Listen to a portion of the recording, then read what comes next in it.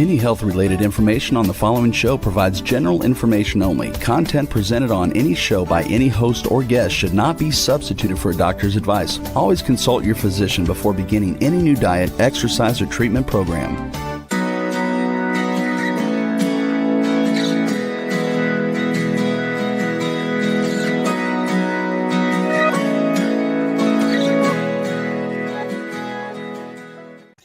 Welcome to Accelerated Health Radio and TV. I'm your host, Sara Banta. I'm a health coach, natural supplement expert, and a busy mom of 3. I believe your body does want to and is capable of rebuilding and healing itself regardless of what chronic disease you may have, and I'm here for you to answer your questions, bring you innovative and cutting-edge technologies and health solutions to empower you and your ability to reach your optimal state of health. Today, my guest will be talking about foods that could be causing your weight gain and health issues, and these could be the healthy foods you think you're eating. I know that you really need that strong physical foundation to work on your mental and spiritual growth, whether it's overcoming anxiety and depression, losing weight, or detoxing your body in the proper way, and even increasing that level of frequency in life. You need that strong physical foundation of health in order to gain the willpower to make the bigger changes in life. If you're new to following me, I specialize in helping you get there. You can find my health articles, my cutting edge, naturally frequency enhanced supplements, devices, and protocols at sarabantahealth.com. I dive into an array of health conditions, their causes and symptoms, and how to address them naturally.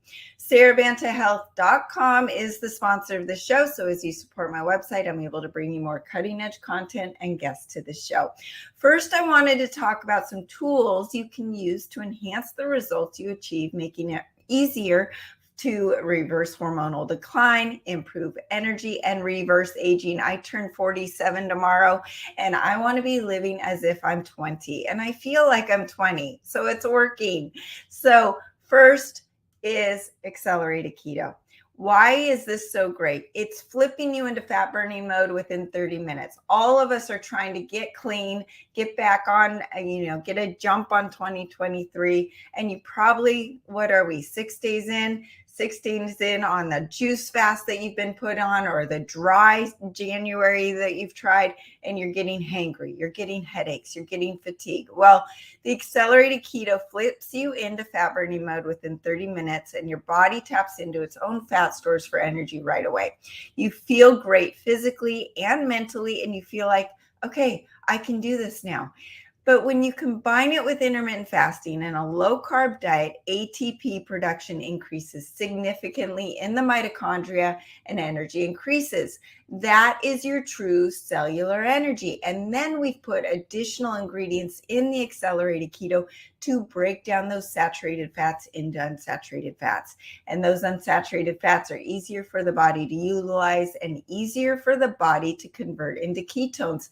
It's almost like this second source of ketones. So when you're fasting, the body fat's more readily available, and you're going to engage in autophagy even more. And autophagy is that cleanup mechanism that your body needs, and it reduces inflammation throughout. And then your body says, okay, let's go to work. It's like Pac-Man. It's cleaning up all the damaged stuff while you're not eating, right? Accelerated keto is also defatting the liver. And I love my liver. Everyone needs to do a liver flush 3 to 4 times a year. The more your liver is defatted and unclogged, the easier it is for the liver to function in all areas, including breaking down those fat molecules and optimizing mitochondrial biogenesis. It's also where the thyroid hormone converts from T4 to T3, and T4 does us no good. We need that active T3 to get that metabolism, get the energy, and get the fat burning. And as we're aging, we need to be maintaining that muscle mass. So we have put in HMB. No other supplement does this, right? And HMB prevents muscle wasting. With more healthy muscle, you have more mitochondria with more healthy ATP. Then you've got the accelerodyne. every cell of your 100 trillion cells in your body can get that accelerating iodine fed to it directly without being broken down. No other iodine supplement does this. It also increases ATP by 18 times, and that is your true cellular energy. It's needed for brain function, physical performance, wound healing, fat burning, and healthy apoptosis, which is the destruction of diseased cells. Most everyone, I have had so many clients complain about their hypothyroidism, and it's coming from all that we've been under over the last 2 years with the spike protein and the damage it's been doing, and then also just in general the excess stress, and that stress is causing thyroid dysfunction. So the accelerating is helping improve the metabolism and energy for the thyroid hormones. It's the only monoatomic iodine that feeds the cells directly, has 100% bioavailability, and like all the other accelerator products, it's enhanced with scalar frequencies to detox the cells from heavy metals, graphene oxide, and radiation. No other iodine incorporates those healing scalar frequencies. Then you've got, it's finally here, accelerated thyroid. This advanced formula is the only thyroid supplement available to combine 2 different thyroid supplements, formulas in one, and then enhanced with scalar frequencies to help enhance the general health of the thyroid, neutralize toxins found in the thyroid, such as chlorine, fluoride, mercury, and other metals, and neutralize the radiation and the nuclear fallout. Then we've got Cognoblast. It is coming in a few weeks. I can't wait. I use it every day, and it is something that just turns your brain on. It's a cutting edge natural brain enhancement product that increases mental focus, energy, and memory, not just in the short term, but the long term. I have both genes for Alzheimer's. You better believe I will be taking this daily because it helps prevent Alzheimer's and dementia, also decreases anxiety, increases lifespan, increases learning speed, and of course it increases ATP production and so much more. I give more tips and tools through my free group coaching. You can join with the link below on Telegram or email me through the website sarabantahealth.com. The difference between me and any other group coach is I provide the most cutting edge frequency enhanced supplements that work synergistically together, and your body doesn't experience those flu-like symptoms. You do feel great day one. Leave a comment below if you're interested, or check it out on the website sarabantahealth.com. Now to the good stuff. I am so excited to have her on.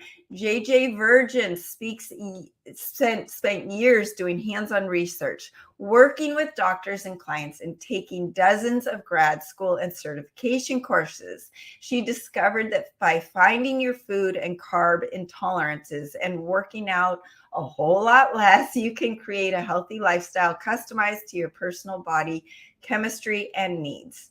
And the first light bulb moment hit 20 years ago, and that led her to be a triple board certified health expert, Fitness Hall of Famer, 4-time New York Times best-selling author, and passionate advocate for eating and exercising smarter. Welcome, JJ. How are you today? Good. Glad to be here. I'm super excited. And this is a topic that is so, I'm so passionate about because I've always wanted to do the right things, diet and exercise, but I've always done the wrong things that we were taught, right? The no fat diet 30 years ago, chronic cardio, all of those things. Then you go into the keto fad, but I was eating the wrong fats and I was eating the wrong vegetables and I was bloated and miserable. So this is a topic I'm super passionate about. First, I want to start with your journey though. People in our industry don't become successful unless they have a true passion for health. So I wanted to touch on what instilled that in you. I have always been obsessed. I got to tell you, it wasn't, people were like, what was that moment? I go, I started out, I grew up in Berkeley, so I think that helped. You know, it's like farm to table was just what was, except My mom is from the Midwest, and I literally, Sarah, was raised on Pop-Tarts. Like my nickname growing up was Poppy. And then at the age of 12, I was doing gymnastics and point ballet. Now I am 6 feet tall. They were not the right sports for me, right? But I just became very obsessed with how to make my body the best instrument for these things because I wanted to be a performer. And so I started going to the library and getting out books and studying nutrition. And there wasn't a whole lot back then, right? And I really used myself as my little lab. I would say I'm like one of the original biohackers, but all the stuff you were talking about, like, doing all the cardio. I was one of the first aerobics instructors. So I would teach like 5 classes a day. Then there were 3 of us were the 3 personal trainers that started personal training. And, I would go run with clients and do it. Like I talk about overtraining to the max. And then it was during the Susan Powter Stop the Insanity days. Do you remember that?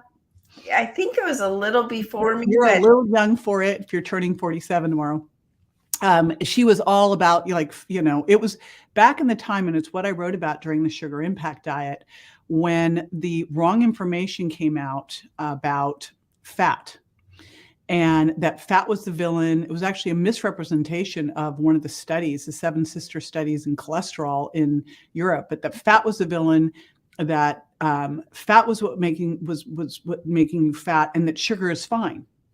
And so I was all in on that. I was actually working out of the Pritikin Center in LA, in Pacific Palisades. So I was eating 10 grams of fat a day, and basically vegan, 10 grams of fat a day. I remember I was doing my PhD at USC, and we were doing all sorts of body fat testing one semester. That was the big focus. And my body fat was 25%. Now, I will tell you, I just did a DEXA. My body fat was 14%. And I tend to sit between 12 and 14%, which is ridiculously low for a woman, but it is more my genetics. I'm genetically much more of a mesomorph than lean. So I had to really mess myself up to get there, right? And here I was in my 20s when it should be easy. I was doing more workouts. I was really rigid with my diet, and I was burning up my muscle. I was a mess. I was hypoglycemic. I remember being at the gym because I would get up at 5 in the morning, go train my first client, and kind of alternate my day between training clients and eating carbs. And I would carry carbs, like, I'd have the fat-free yogurt and the biscotti and all that stuff. Mm-hmm. And getting on a Stairmaster like at 8 o'clock at night to get more in, and being so hypoglycemic. And so thankfully, one of the things that really turned things around for me was I was working with a group of clients, and everything we were being taught in school was it's calories in, calories out. And so what you want to do is burn calories with exercise, which when you really look at metabolic rate, exercise is like 5%. Trying to burn it through exercise is not the way to do it. You want to put muscle on to change your metabolism. But it was like, do cardio, reduce your calories. And I was working with clients, and it wasn't working. And I kept thinking, this is so weird that these clients would spend this money and cheat. And then thankfully, I got to take a group of them away for a week. And so I controlled everything. And some lost weight, some gained weight, and some stayed the same. And that's when I knew it wasn't that we were not a bank account, right? That we're a chemistry lab.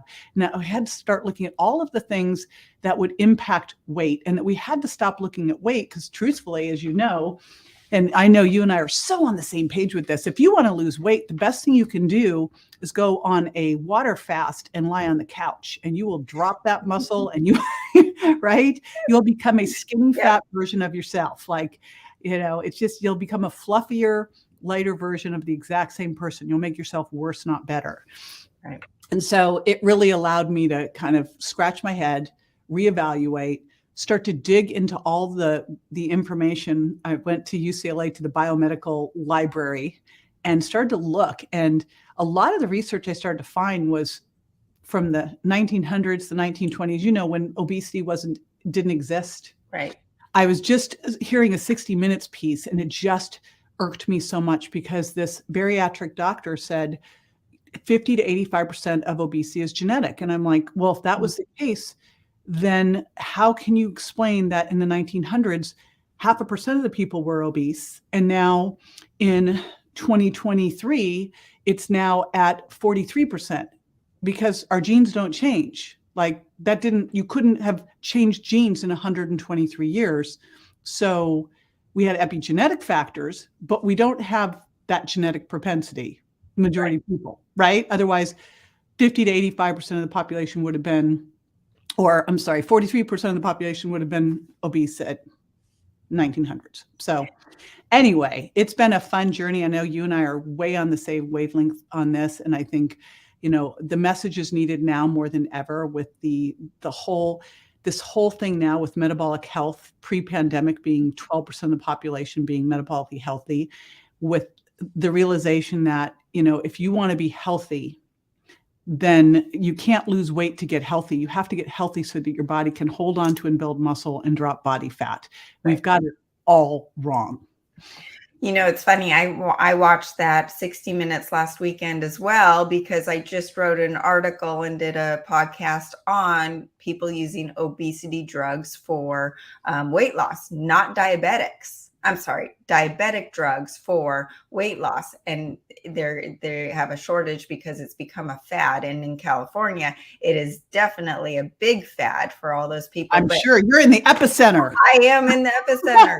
I am in the epicenter for plastic surgery and for all of this stuff. So my job is even harder because I'm trying to prove the anti-aging in skin and inside, all these health things that you can actually reverse them naturally. But anyways, so we've gotten, everyone, I think whether you're a vegan, a paleo, a keto, high protein, whatever it is, we can all agree to get rid of sugar. Now, it's easier said than done, but I wanted to get into food intolerances because it seems like today more than ever, you can't get away with eating what you ate 10 years ago.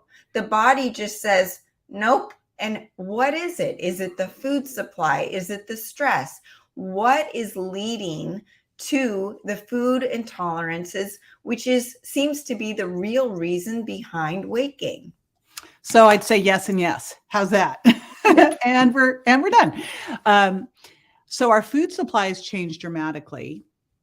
But that hasn't been over the last 10 years. That's been over the last several decades. I mean, one of the things that happened in the 1950s is we industrialized oils, and that started a whole host of problems, and I can't believe it's still around, that there's still margarine, margarine and Mazola and all this stuff, right? So that was the first problem. But when you really look at the food over the last couple decades, and I should say food kind of like with little food, because it's not really food, it's really frankenfood. Right. And when I wrote this book, what had happened was I was working with a lab company and I was teaching doctors how to use food sensitivity tests in their office to help with people coming in with just this kind of host of symptoms that they didn't know what to do with. People would walk in, they'd be tired, they'd have headaches, they have joint pain, they have gas and bloating, skin problems, poor focus, cravings, and they couldn't lose weight. And we would do this food sensitivity test. And it took about 3 weeks for the test to come back. And so we'd send them off and they'd come back. And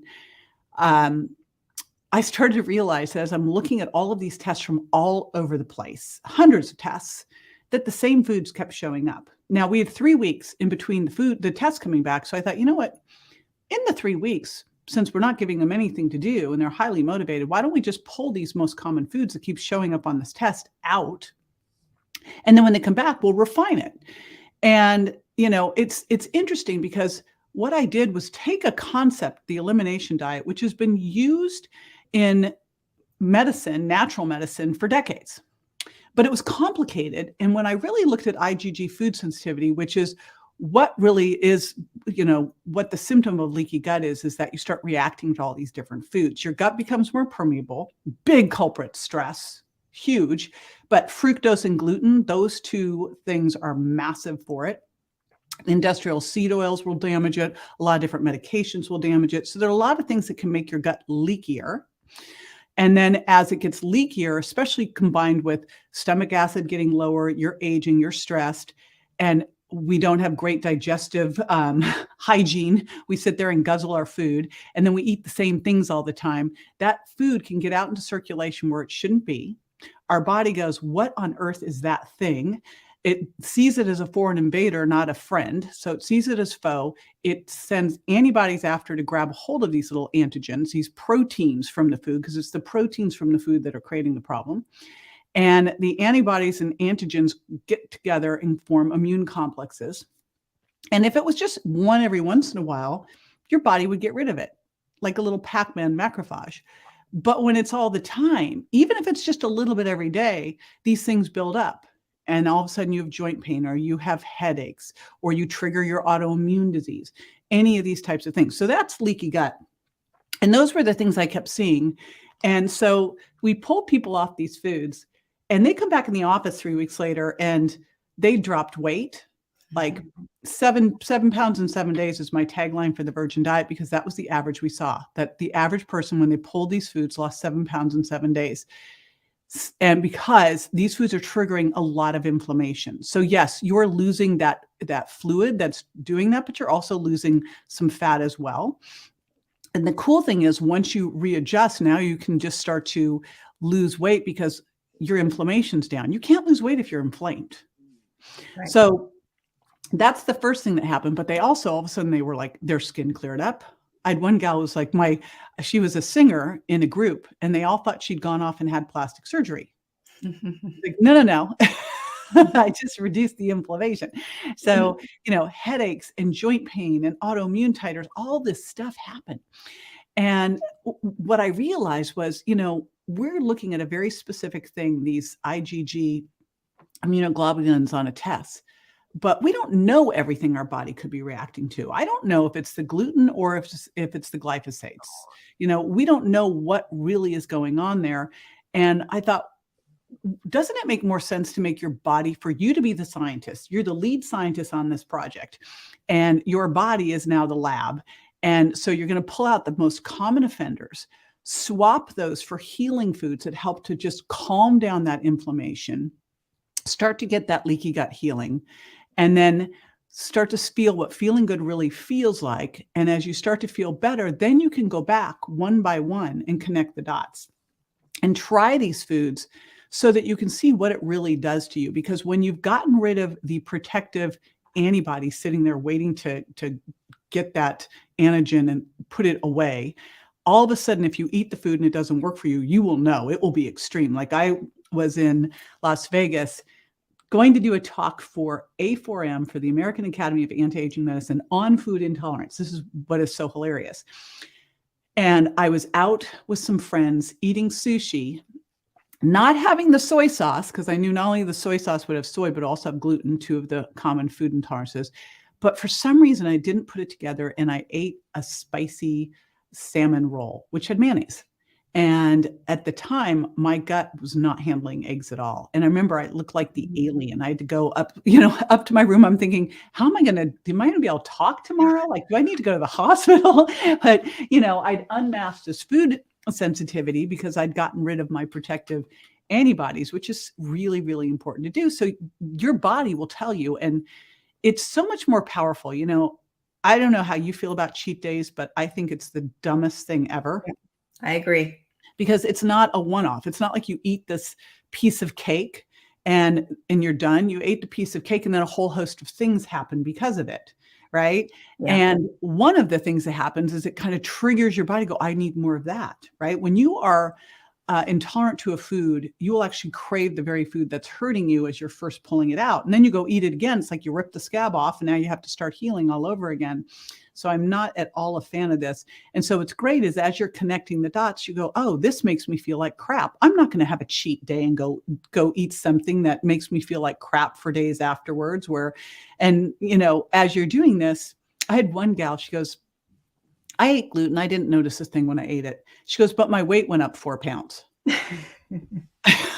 Well, that's the thing, is a lot of people, well, that's interesting because that was a weight or a scale measurement, because most people will say, I can't eat gluten because it creates an issue with my stomach or it causes me to gain weight. But a lot of people out there will say, well, I have no food issues. I can eat anything. Oh, but by the way, I have knee pain, or I get headaches, Right. or my hair's falling out, and all of these other symptoms, and they're not connecting it to their food. Both of my parents were very thin growing up, and they've never had weight issues. And so they eat whatever they want. But all of a sudden, my mom is telling me that she's had some bowel issues all of her life, or she's running to the bathroom when she eats broccoli. I'm like, have you ever put it together that maybe it's the food that you're eating, or you've got headaches, or your memory is going down, all of these things? It's what you're putting in your body. And when I was eating the wrong vegetables, making me super bloated, and I eliminated them, and I felt like $1,000,000 within 3 days. The inflammation was down. My energy was up. I actually had a stomach and some abs instead of looking pregnant. I'm like, you feed me cardboard. If that's what I'm supposed to eat, if I can have this energy and feel this great, it's worth it. So why would I derail myself on a cheat day? Now, that doesn't mean you can have a little extra of something that is within your tolerance, your food tolerance profile, but maybe a little more sweet. And, sugar, it's in and out of the body within a day. And yes, it's extremely addictive, but it's not as bad as the seed oils, which you talk about. So I wanted to touch on that. And what are the 7 most common food intolerances? Okay, so there were 6 that showed up on the food sensitivity test. One doesn't because it's tested a different. Actually, there were 5 that, and one doesn't show up because it's a different type of test, and that's gluten. But gluten, when you really look at it, gluten's at the top of the problems. And yes, there's also the element of glyphosate. Thank you, Monsanto. And what's that's doing. But gluten itself can trigger the release of a protein called zonulin in the gut that makes your gut more permeable. So you have an issue right there. The next ones, eggs and dairy were the top 2. And then below that were corn, soy, and peanuts. And then below that, and it's not something you would see as an IgG, but as sugar, because sugar is going to change the whole gut microbiome. Fructose makes the gut leakier. Sugar can feed all of the bad bacteria in the gut, can trigger candida, all sorts of problems. So sugar obviously has to be in there. And I'll tell you a funny story, Sara. When I first was doing this program online, before it became the Virgin Diet, I didn't have sugar in there. So I'd have people pull out gluten, dairy, eggs, corn, soy, peanuts, and swap them for healthier options, which are so much easier today than it was 10 to 20 years ago when you'd send someone to go get something gluten-free, which, by the way, the best gluten-free foods are ones that don't have to say gluten-free. Do not go buy, like I would send a client out to go get gluten-free and she'd come back with cupcakes. I go, you weren't eating cupcakes before.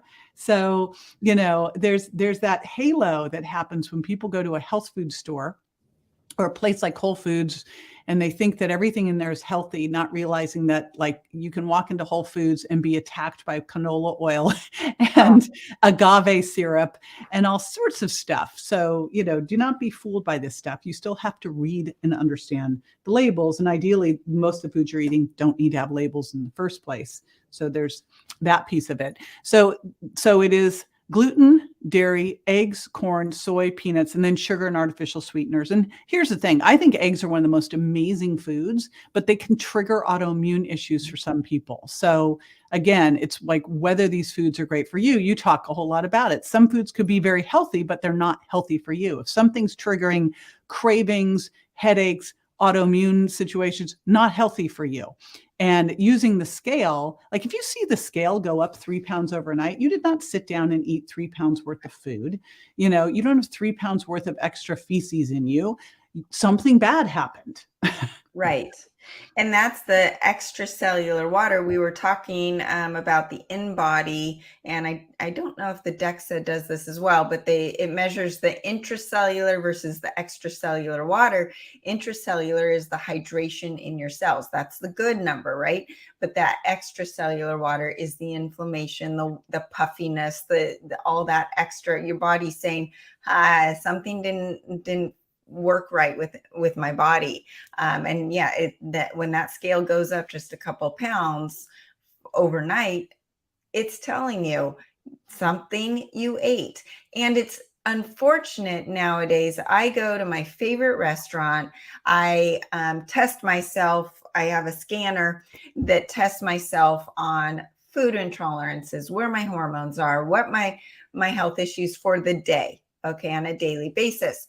Well, after I went to my favorite restaurant, I had smoked salmon, I had grilled trout, I had no salad dressings because I know they mix in the canola oil with their It's the olive oil blend. right, exactly. But MSG came up, and I'm Oh, sitting here going, gosh, even the good high quality meats at restaurants, you think you're doing all the right things, it's sneaking in. So that's why you have to really be vigilant, unfortunately. I wanted to ask you, what is the difference between food allergy and a food tolerance? Because this is something where, it gets misdiagnosed. Is this a true allergy where I have to stay away from it forever? What is the difference between food allergy and food intolerance? yeah. And I think when I first started in this, I remember going to all of the meetings to sell the book and then sitting with the editor, and they were like, it's a food allergy. I go, it's not a food allergy. It's not a food allergy. A true food allergy is something called an IgE response, immune response. And it is that situation on the plane where they can't open the bag of peanuts because one of the people is going to go into anaphylactic shock. It's an immediate and big response to something, versus these things are delayed. And that's the problem, because so many of these delayed food responses, these intolerances, are things that we consider to be normal. If you just go to the drugstore and you look around, you go, holy smokes, I'm going to go back into the pharmacy area, and most of the pharmacy is dedicated to digestive and pain issues, right? Yeah. And the reality is, like, if you get rid of food intolerances, probably 99% of that goes away. It's crazy what happens. So people don't realize that, because unless you're really paying attention, and the first thing you do is pull all of those out. And I love the metaphor of you're sitting on 7 tacks, which obviously doesn't feel good. And so you decide to take the tacks away, sit back down, and you feel much better. But maybe you go, you know what? I'm totally into trying this. I'd love to lose 7 pounds in 7 days. I'd love to get rid of my headaches, joint pain, rashes, but I'm not going to give up my cheese. I'll do the rest of them. And I say, all right, but if you're still sitting on a tack, your butt still hurts, right? So you gotta pull all of these things out in order to do this. But if you can give yourself those 3 weeks or more to swap those foods for healing foods and just reduce that inflammation and get rid of those built up immune complexes and start to feel what feeling good really feels like, then you'll be able to connect those dots. Because what's happened is the gas, the bloating, the joint pain, the headaches, you just think those are normal for you. And if you went to, a standard doctor, they go, oh yeah, that's just normal. You're getting older, and no, it's not normal. It's not normal to have any of those. It's not normal to be tired after a meal. It's not normal to have headaches. This is your body trying to tell you something's not working. But because it happens after you eat, it could be an hour, it could be 24 hours. You don't connect the dots. You never assume that that's happening. And I love what Dr. Jeff Bland says is food is information, right? You want to make sure your food is telling your body, hey, heal me, rejuvenate me, give me great energy, not, hey, inflame me. Right. Make my body angry, right? Right. A lot of people will eat a vegan diet or juices, and they'll say, well, it's just normal to get bloated afterwards. No, that is not normal. That's your body saying no, thank you. So what can cause a sudden food intolerance? Well, here's a great example.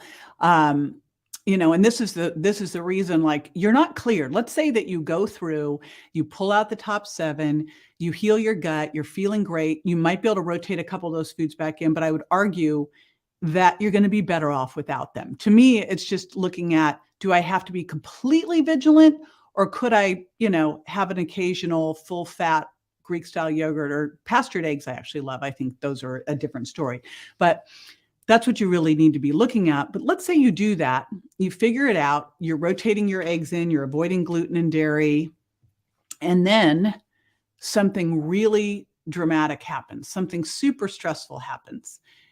Well, guess what? That can start these things all over again. And it may be that, you figure out those 7, but I always say at that point, you might need to do some outlier testing if you're still not feeling exactly where you need to be. Maybe your gut microbiome needs to get back in balance, or maybe you've got some other food intolerances. Your gut is leakier and you're reacting to more things, right?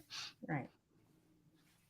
So you mentioned, and you touched on this a little bit, but is there a way to test for these food tolerances, or what do you recommend people go out and do on how they can test for these food intolerances?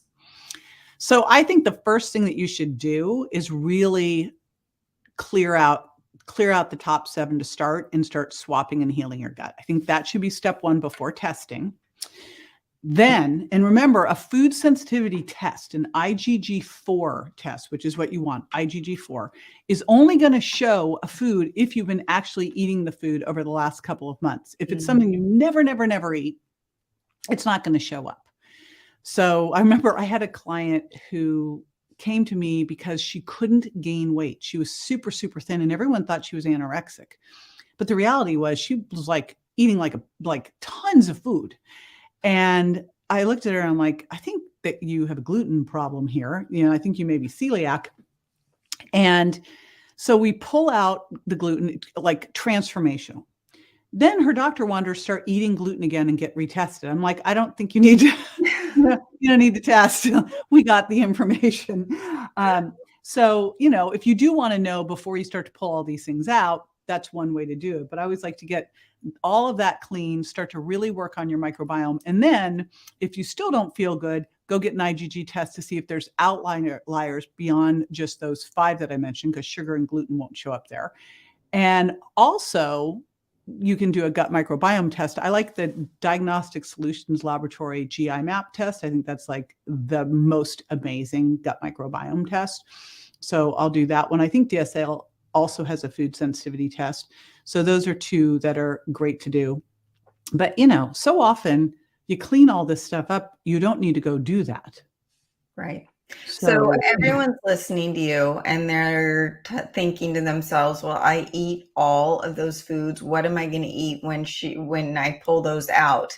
And I like to give people solutions and answers instead of just saying, no, no, no, no, no. So what foods should they be eating or focused on that are pretty much for everybody going to be quote unquote safe foods?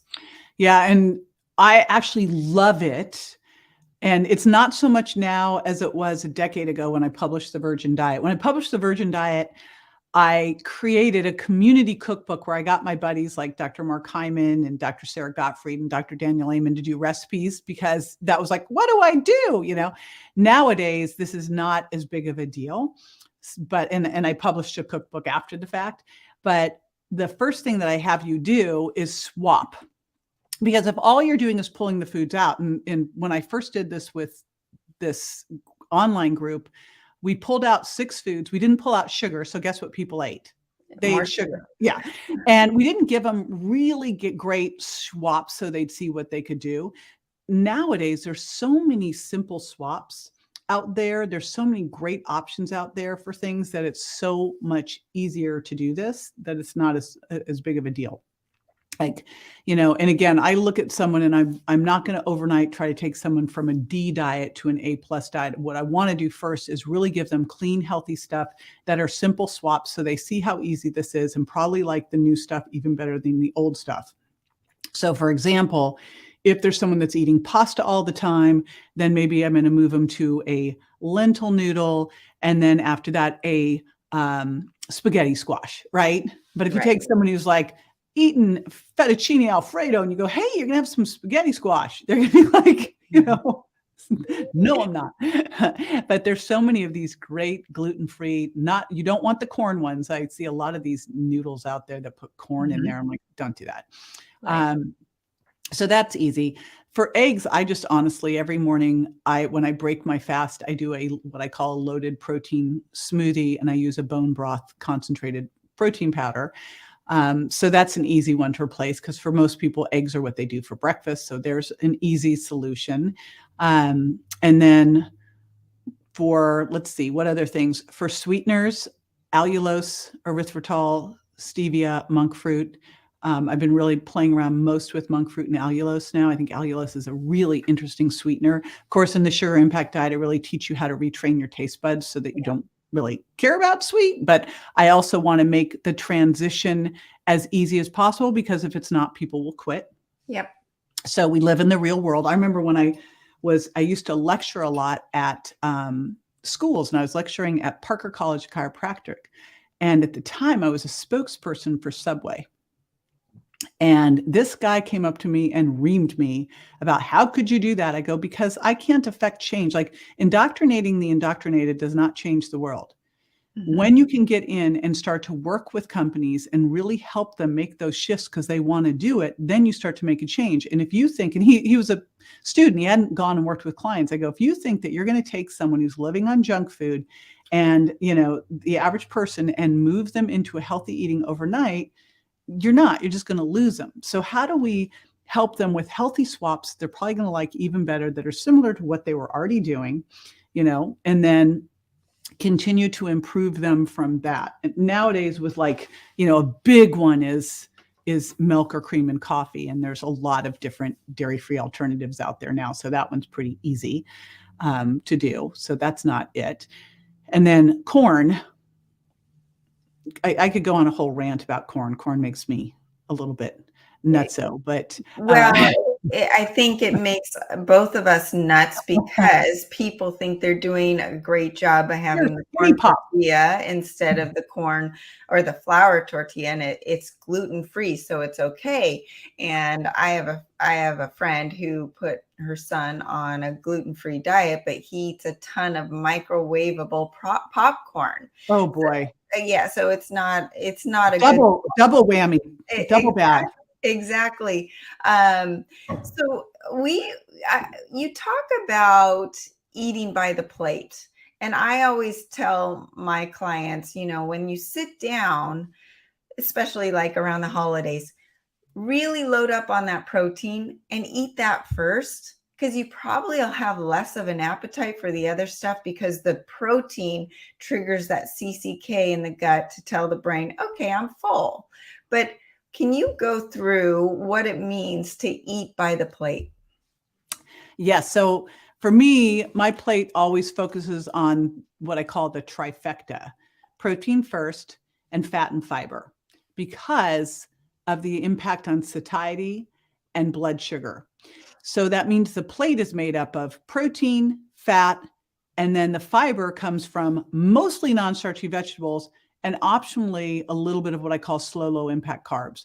I build the plate first by adding protein, and I base protein 0.8 grams per pound of ideal body weight. So double the ridiculous RDA that is meant to help people not starve. It's not meant to have people thrive. It's to help people survive, right? So since we don't want to just survive, we are doubling that. And then you divide that into your 2 to 3 meals over the day. When you're really trying to put on muscle, et cetera, you might need a little bit more, and you're probably going to want to have those 3 meals. So let's say that we have a 120-pound woman, that's 96 grams of protein. I always like to really make sure that I'm getting at least 30 grams in the morning and evening, because that morning is going to set the metabolic tone for the day. I love protein because it's more thermic, 20 to 30% more thermic than fats or carbs, and 10 to 15% of our metabolic rate during the day is digestion. So if we can push it a little bit with protein, awesome. But again, the satiety, like you talked about, better blood sugar response. So and if you are trying to lose body fat, it will help you preserve muscle. Right. So even if you were cutting calories and not moving, it can help you preserve that muscle so you don't lose it. So that's where I start first. And I go for clean animal protein. So likely I'm going to then count a little bit of that fat into the fat servings. Wild fish, where I would have six ounces, 40 grams of protein. I've got a fat serving in there too. The next place I go is non-starchy vegetables, and kind of my bare minimum of non-starchy vegetables a day is 5 servings, a cup raw or a half cup cooked. So you divide those however you want during your meals. More is great. And I then count in, are you using any healthy fats there? Did you put in some, walnuts in your salad? Did you put in some extra virgin olive oil, some ghee, whatever? And then I'll count that into the fat servings. I do basically like 2 to 4 fat servings per meal. So between those two, you may have already covered them. I like to eat whole fats before oils, and I kind of limit the oils to extra virgin olive oil and coconut, but things like avocados and walnuts and olives and wild fish, prefer that. And then low carbs would be things like squashes and legumes and beets and tubers and that kind of stuff. And depending on what someone's doing, we go up or down there. It's interesting, if you look at most diets, they focus purely on, are you lowering your carbs or raising your carbs? Are you lowering your fat? You're raising your fat. I say the way you build your diet is protein first. You build there, then you build non-starchy vegetables. You see where you are with fats. Then you can play around with those ones. And it really depends on what's going on with your health, what's going on with your genes. I sadly am not a good fat metabolizer and genetically don't handle a lot of fat well. Yeah. And genetically don't handle a lot of carbs well. It's funny, I've looked at this so many different ways, and every time it comes out that I'm just one of those people that does better with more protein. Yeah. So, but I find most people, I'm trying to create a way where people have great satiety, great blood sugar balance, because if you look at it, if you have good satiety, good blood sugar balance, you sleep well, and you are tracking your muscle mass and holding on to or building it, pretty much everything else is going to fix itself. Oh, amen. I mean, talk about all of the chronic diseases and all the metabolic issues that everyone's having, and they go to the doctor to try to fix their heart disease or their diabetes or all of these things. If they just did what you said, all of the other issues just fall into line. It's amazing. Mm-hmm. Well, I can't believe we are at the end of the hour. Please tell people where they can find you. jjvirgin.com, super simple. And I also have a great roadmap that just kind of walks you through how to do this at jjvirgin.com/roadmap. That, it's like, where do I start? It will show you how.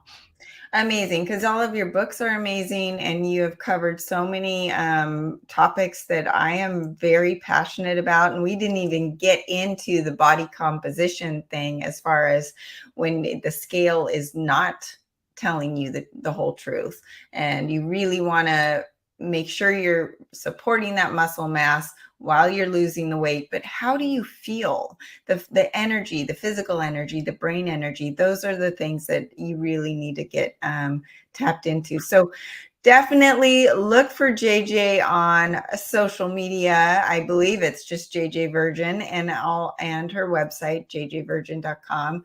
And if she can help you, please, she's amazing. She's been here before everybody else on the spectrum. So she knows what she's talking about. And thank you everyone else for joining us today. If I can help you, you can contact me directly through sarabantahealth.com.